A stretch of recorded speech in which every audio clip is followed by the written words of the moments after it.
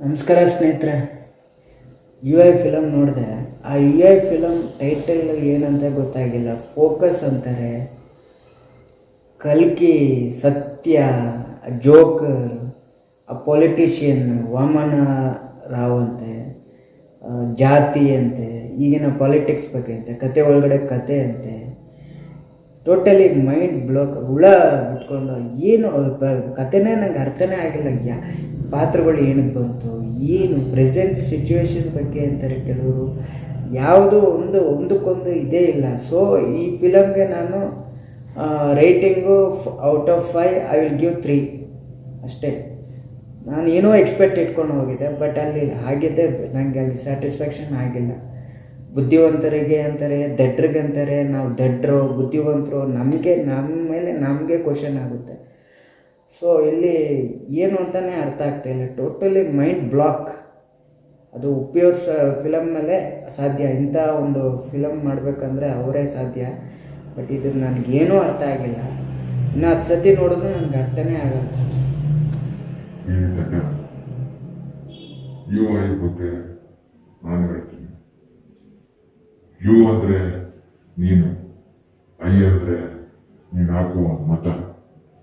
ನೀನು ಹಾಕುವ ಒಂದು ಮತ ಒಳ್ಳೆ ನಾಯಕರನ್ನ ಚೂಸ್ ಮಾಡುತ್ತೆ. ವಾಮನ ರಾವ್ ಅಂತ ಜೋಬಿಗೆ ಕತ್ರಿ ಹಾಕೋರನ್ನು ಆಯ್ಕೆ ಮಾಡೋದು ನಿನ್ನ ಕೈಯಲ್ಲಿದೆ. ಒಳ್ಳೆ ನಾಯಕರನ್ನು ಆಯ್ಕೆ ಮಾಡೋದು ನಿನ್ನ ಕೈಯಲ್ಲಿದೆ. ಉದಾಹರಣೆಗೆ ಇವಾಗ ನಮ್ಮ ಕರ್ನಾಟಕದ ರಾಜಕೀಯದಲ್ಲಿ ಏನೇನು ನಡೀತಿದೆ, ನಾವು ಹಾಕಿ ಓಟ್ ಅವ್ರಿಗೆ ರಕ್ಷಣೆ ಇಲ್ಲ. ಇನ್ನು ನಮ್ಗೆಲ್ಲಿ ಕೊಡ್ತಾರೆ. ಇನ್ನು ಪಾತ್ರಗಳ ಬಗ್ಗೆ ಬರ್ಬೇಕಂದ್ರೆ ಸತ್ಯದ ಪರವಾಗಿ ಬನ್ನಿ. ಅಲ್ಲಿ ಯಾವುದೇ ಜಾತಿ ಮತ ಭೇದ ಭಾವಗಳಿಲ್ಲ, ಬನ್ನಿ ನಾವೆಲ್ಲ ಒಂದಾಗಿರೋಣ ಅಂತ ಬಯಸ್ತಾನೆ. ಕಲ್ಕಿ ಅವನ ಒಳ್ಳೆಯವನಾಗಿ ಬಿಡಲ್ಲ.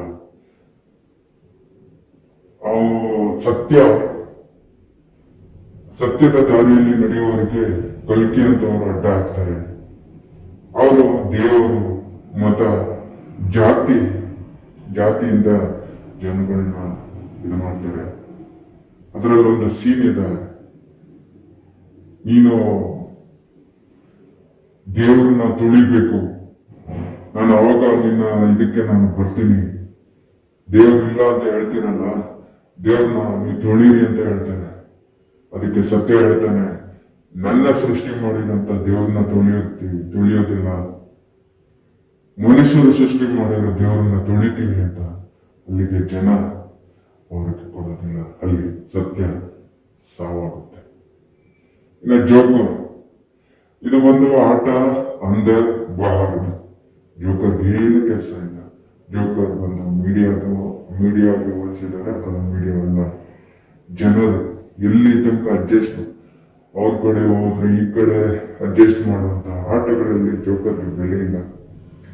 ಜನಗಳು ಜೋಕರ್ ಆಗ್ಬಾರ್ದು. ನೀನು ಹಾಕುವ ಮತ ಎಲ್ಲದರ ಮೇಲೆ ಡಿಪೆಂಡ್ ಆಗುತ್ತೆ. ಇನ್ನು ಹೀರೋಯಿನ್ ಕ್ಯಾರೆಕ್ಟರ್, ಈ ಜಗತ್ತಿನಲ್ಲಿ ಪ್ರೀತಿಗೆ ಬೆಲೆ ಇಲ್ಲ. ಸೊ ಅದು ಸಾಯುತ್ತೆ. ಇನ್ನು ಪ್ರಕೃತಿ ಬಗ್ಗೆ ನಿಮ್ಗೆಲ್ಲರಿಗೂ ಗೊತ್ತು. ಪ್ರಕೃತಿ ತಾಯಿಗೆ ಏನೇನು ಹಿಂಸೆ ಕೊಡ್ತಿದ್ದಾರೆ. ಸೊ ನಾವೆಲ್ಲ ಯಾವ ತರ, ಇವಾಗಲೂ ಕಾಲ ಮುಂಚಿಲ್ಲ. ಪ್ರತಿಯೊಂದು ಚುನಾವಣೆಯಲ್ಲಿ ನಾವು ಒಂದು ಒಳ್ಳೆ ಲೀಡರ್ನ ಆಯ್ಕೆ ಮಾಡೋಣ. ಜಾತಿ ತೆಗೆದುಹಾಕಿ ನಾವು ಒಂದು ಒಳ್ಳೆ ಪ್ರಪಂಚನ ಸೃಷ್ಟಿ ಮಾಡೋಣ ಅನ್ನೋದೇ ಕಾನ್ಸೆಪ್ಟ್ ಈ ಫಿಲಮ್ ಆಗಿರೋದು. ಅದು ಫೈನಲ್ ಕ್ಲೈಮ್ಯಾಕ್ಸ್ ನಮಗೆ ಬಿಟ್ಟಿದ್ದಾರೆ. ಸೊ ಯು ಐ ನನ್ನ ಪ್ರಕಾರ